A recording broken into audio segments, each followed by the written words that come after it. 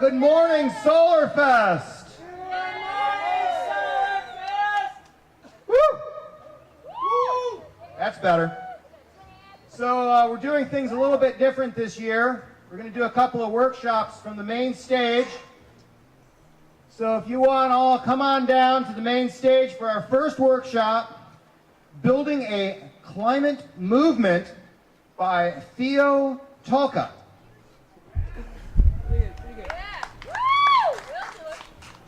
Hi everybody, welcome to Solarfest. It's beautiful to be with you.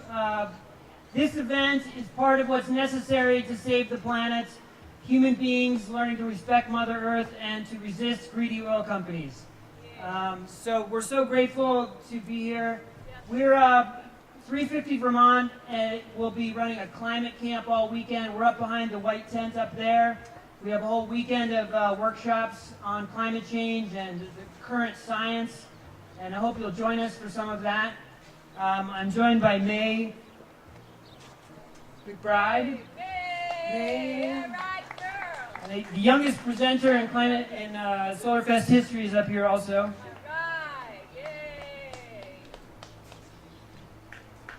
So we're just going to talk about creating a climate revolution for a little while, and maybe you guys want to come down, that's great. First things first, we want to offer some gratitude to the sky for being so open and clear. Thank you, Mother Earth, for all you've done for us. Thank you, Father Sky. We're going to need your help in coming years. And we offer our life and work to protect you. We invite the help of Mother Earth in this weekend and divine help in general.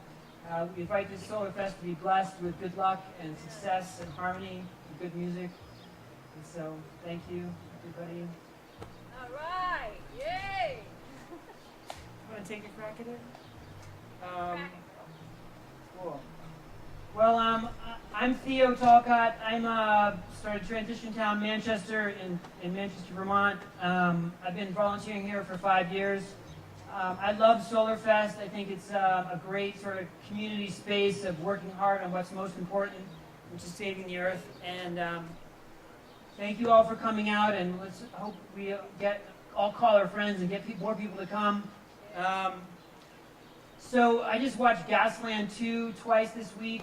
I don't know if you guys are following the issue of fracking. Anybody following the issue of fracking out there? Okay, hydrofracking is basically changes the story of what we're in. They're wrecking the water supply of this country right now. We're in an era of what's called extreme energy, where they are the power of the big boys with their toys and their exploding dynamite has gotten so strong now that they're blowing up the shale bed underneath the United States and all over the world, and it's causing the water to get ruined.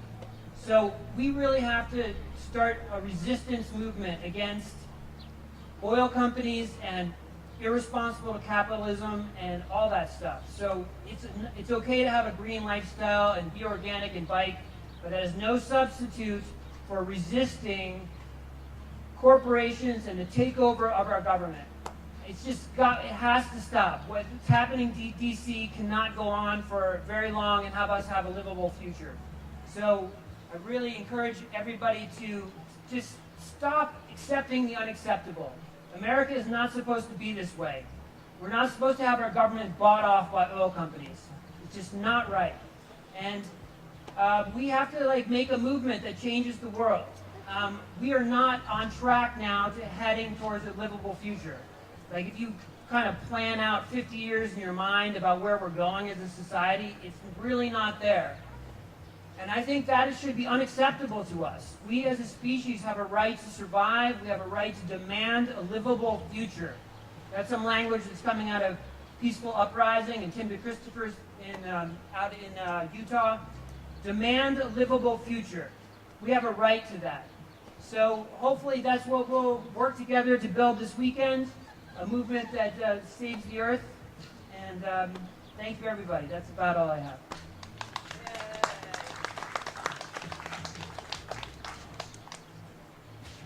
Hey, everybody.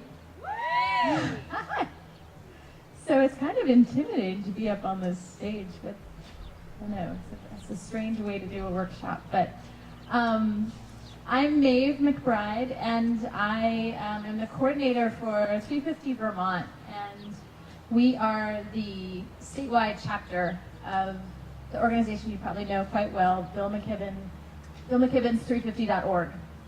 And so our organization does a couple of things. One is to support the national campaigns that 350 and international campaigns that they do, and also to work on some of the issues that are right here at home.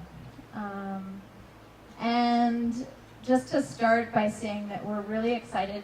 This is the first year that we've kind of partnered with Solarfest in a bigger way. As Theo mentioned, we have the climate camp area, which is kind of over by the bonfire, and it's open to everyone. And we will be having some of our workshops there and some of the workshops in that track at other places too. We're in red in your program.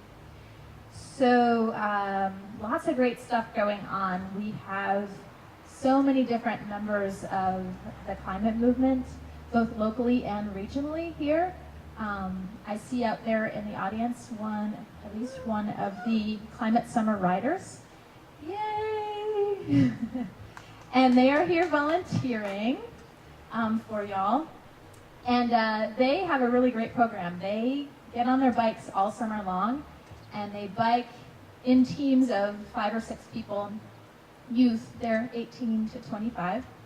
And they go all around and they try to educate people. Oh, Julie's putting on her shirt right now so you can see them.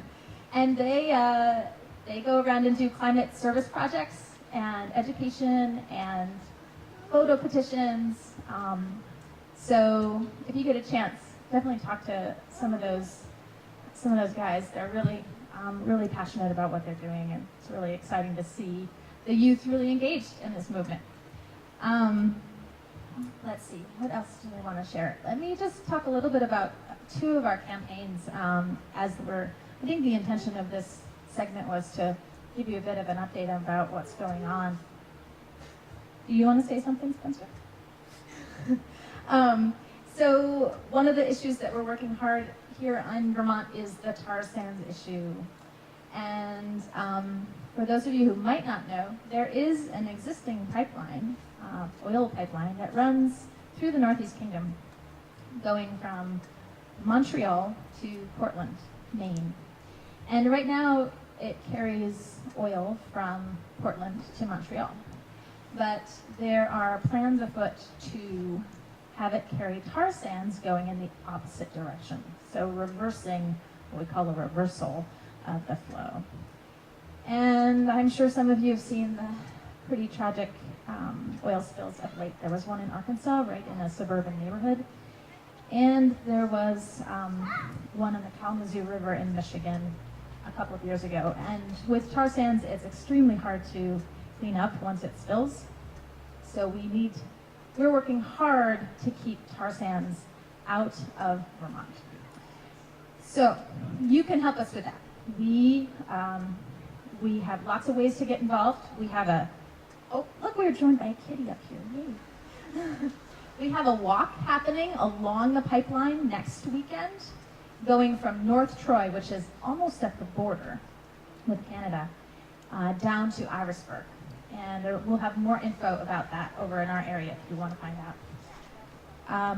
We also we'll be doing our second year of a resolution campaign. This is where towns stand up at one of our most democratic ways that we can be in Vermont at town meeting day, and pledge that their town is against tar sands, will remove tar sands oil from any supply chains that the town might be using. And we had 30 towns vote on and sign resolutions. So big hooray! As in many things, Vermont leads the way in many progressive areas. So really exciting. The other campaign I'll just talk a little bit about is the Divestment campaign. Anyone out there have not heard about Divestment? as a new strategy in the climate? Okay, great. So I'll say a little bit about it. Divestment is a strategy that's been used in the past. Probably most recently, the one that many of us are aware of is with South African apartheid. And divestment is a movement where institutions, universities, hospitals, faith organizations, all choose to divest. That means take their funds out of investments that might be held back in the 80s by businesses that were operating in apartheid Africa. Well, now how we're using this divestment strategy for the climate movement is to divest from the top 200 companies that are the fossil fuel companies, right? These are the companies like Exxon. So, and I'll go through the math. I have an engineering background, so I hope I don't bore you with the math, but there's some really important math that Bill McKibben has been talking about lately.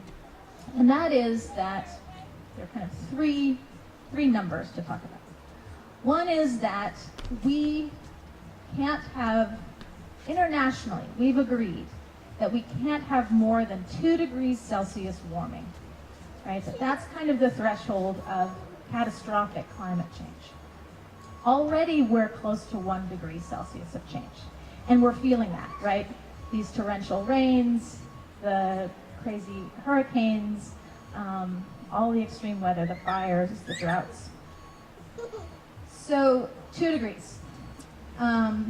And the international community has stood up and said, no, we have to do what we have to do to keep it at 2 degrees Celsius. Okay, so the scientists can tell us how much we can still burn to get us up to that point, burn of fossil fuels. And that's about 500 or so, 500, 600 gigatons of carbon, right, to get to that 2 degrees Celsius. So then the third number is where we get into trouble, because the third number is how much burnable carbon are in the reserves of those fossil fuel corporations. They have 5 times that amount of carbon. They have 2,700 something gigatons of burnable fossil fuels that would create carbon dioxide, way above the 2 degrees Celsius mark. And not only do they have those reserves are still underground, many of them, luckily, but they are on their books. So these companies claim these reserves as their own. Okay, so those, you can think of those reserves of fossil fuels are circulating in our economy in some sense, right? The dollar values of them. So the divestment idea is that we want to pull any investments out of these fossil fuel corporations and move them into a much more healthy, resilient, renewables, localized economies, that sort of a movement, so that we keep these fossil fuels in the ground. So if you want to learn more about divestment, I don't want to go on too long, but if you do want to learn more about divestment, it's a movement that is taking off wildfire on college campuses. There are about 350 college campuses across the U.S. that have campaigns that are trying to get their universities to divest from fossil fuels. So it's a really exciting movement, and there will be students here this weekend from several of those campaigns. They're doing a panel, I believe it's tomorrow. I saw that someone else is talking about the nitty-gritty of divestment, like how could you do it yourself? How could you invest your retirement or your college savings more responsibly and socially responsible investing? So there's lots more to learn about that this weekend. I would actually love to hear from any of you if you've been to a recent rally, if you're doing something in the climate movement that you'd like to share. It feels very one-sided to be up here on this main stage, but our intention for this opening time was to hear from others. So I don't know, Julie, would you be willing to come up and say a little something about Climate Summer? Riders? Yay! Come on up.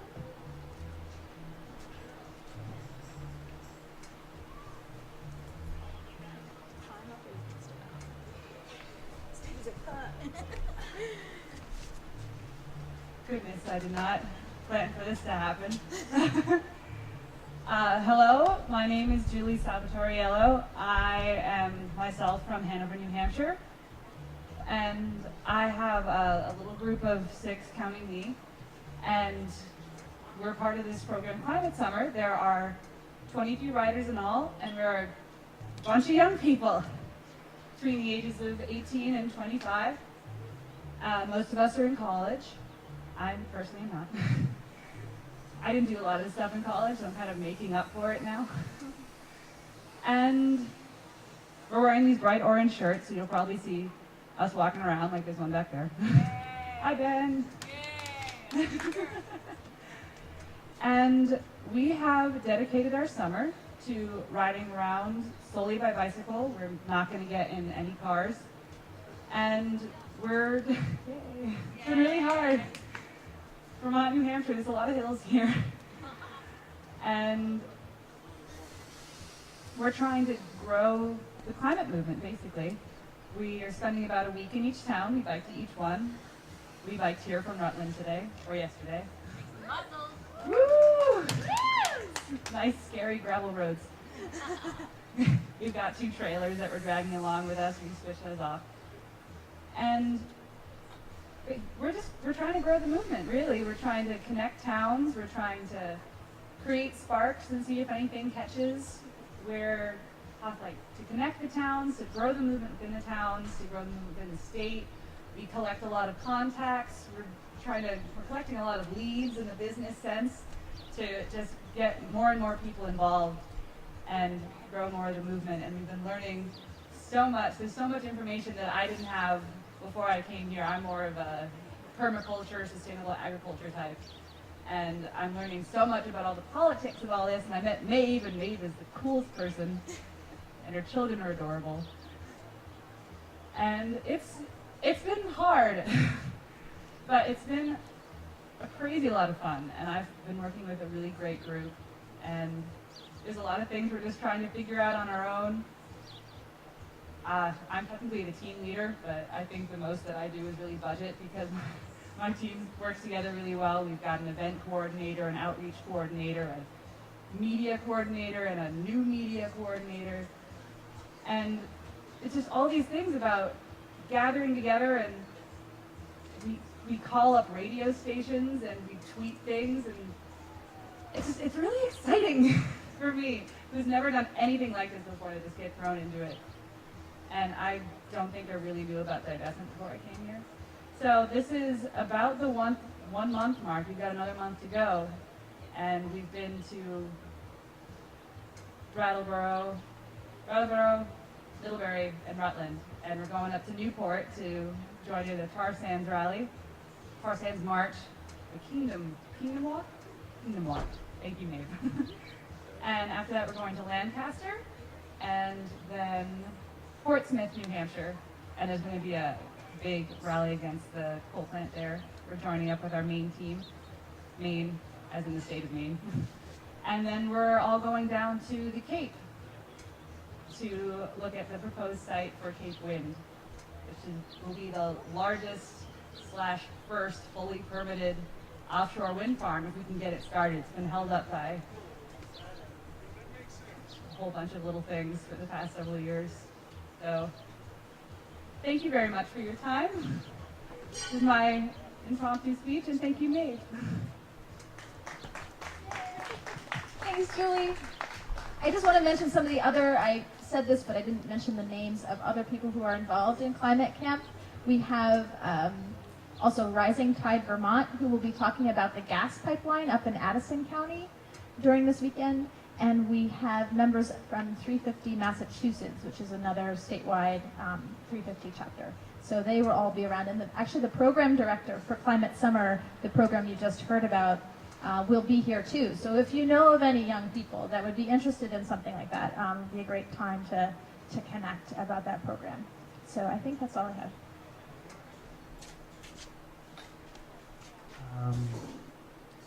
Well, just to close up this portion, I'd like us all to join in a visualization. So if you can harness your inner magic, if you turn inward, I'd like us to together sort of visualize the weather staying like this most of the weekend, everybody turning your love towards the sky.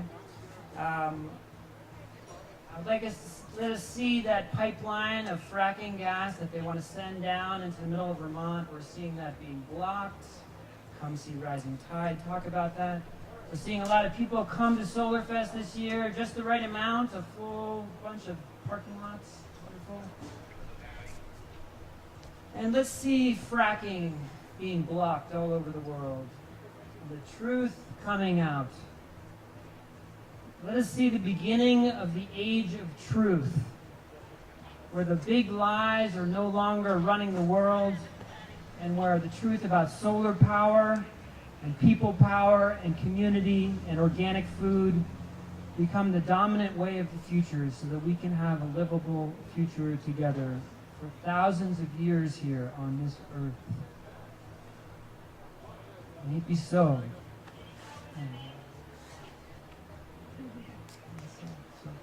Thank you, everybody. Thank you, Solarfest. Come to Climate Camp.